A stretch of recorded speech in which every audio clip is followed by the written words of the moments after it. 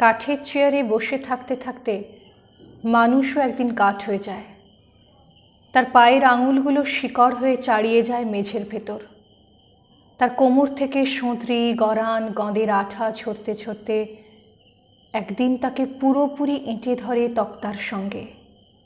কুরকুর কুরকুর ঘুন পোকা ঘুরতে থাকে তার আশির নখর।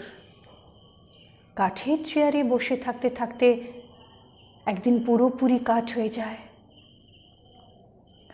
তখন কেউ তাকে চড় মেরে চলে যায়, সে রাগে না। সমর্পণ নিয়ে নাড়িয়ে সে কাছে দাঁড়ায়, সে কেঁপে ওঠে না। টালমাটাল পায়ে শিশু ছুটে আসে, সে দুহাত বাড়িয়ে দেয় না। একটার পর একটা কাঠ জুড়তে জুড়তে সে এমন এক কাঠের চেয়ার এখন, যার শরীরের সন্ধিতে সন্ধিতে শুধু জং ধরা পেরেকের গান, ঘুর ঘুর ঘুন পোকার গান, এক টানা করাত চেরাইয়ের গান। যে হাতে একদিন সমুদ্র শাসন করত, তা এখন চেয়ারের দুই হাতল।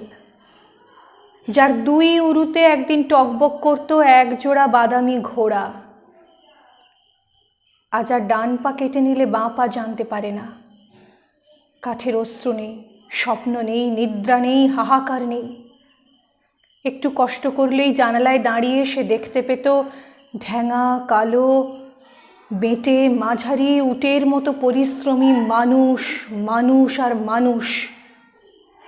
কিন্তু কাঠের চেয়ারের এই হলো মুশকিল, সে জানালা অবধি হেঁটে গিয়ে দাঁড়াতে পারে না।